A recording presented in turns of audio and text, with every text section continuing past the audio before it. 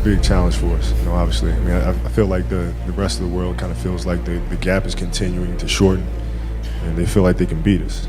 We know what's at stake, and we know what's at hand. We know what we're representing. So, come Olympic time, we're going to be ready to go, and we're going to bring back the gold medal to the U.S. Yes, and it was something that was very personal for us to put our country back on top. I remember being very excited. I had never experienced it before. And so coming into the opening ceremonies, I was just like, this is amazing. Because you have all the top athletes in the world all in one place. And I remember it just being a surreal experience. To be in this position now, to be able to represent our country, man, it's special.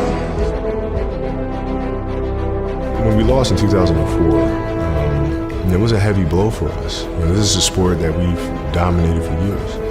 And I think, there's a lot of beauty in the fact that we lost, because it means that the game is growing so much, and there's so many countries out there that are playing and playing at a high level. But at the same time, it was like, okay, right, that's beautiful, and now we want it back. And so 2008 was about that. It was about kind of reclaiming, what we feel we started. We couldn't wait to challenge for that gold medal. We had a lot of energy. We had lost previous. And for us, it was a chance, a shot at redemption. We wanted to show the world that we are the best basketball playing country in the world. Now it's time for the United States to battle for what many feel is their toughest foe in these Olympic Games. Spain, both teams come in 3-0. They're the two best teams. They're the two gold medal hopefuls. Bo said he's gonna set the tone to start the game. And he said, I'm running through Paul's fucking chest. First play of the game, I'm running through Paul Gasol. Man, you tripping. Like, that's your teammate, you tripping. You ain't about to do that. We was like, holy shit. He just went right to the middle of my chest, tried to get right through me to send a message. Not just to me, but to his teammates. Say, hey, this might be my brother. I play with him, we're close, but I don't care about anything else but winning.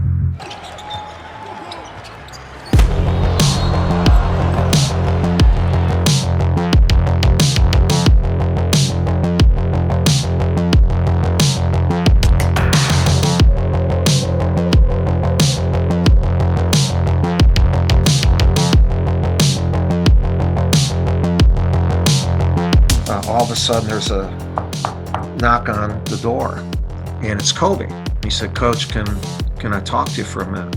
And I said, certainly. So we went to a private room, and I said, what do you need? He said, I need to ask you a favor. And I said, yeah, what is it? And he said, I want to guard the best perimeter player on every team that we play. Now, he's the NBA scoring champ. He's the best player in the league at that time. He says, I want to guard the best perimeter player. He pauses, and his eyes, he and Jordan had the same eyes. They killed you with their eyes. And he leans forward and he said, Coach, I promise you I'll destroy him. It was 2008. The Redeem team was formed. And I wanted to establish myself as a young leader on the team by waking up bright and early. I make sure I'm up by sunrise. I get out of bed, I put on my gear, and I head downstairs. But when I get there, Kobe's already there with ice packs on his knees, drenched in sweat. Now, it took me a minute to figure it out, but this guy wasn't only awake before me. He had already worked out. That dedication he had only days after falling short of an NBA championship. That taught me something I've never forgotten. Legends aren't defined by their successes. They're defined by how they bounce back from their failures.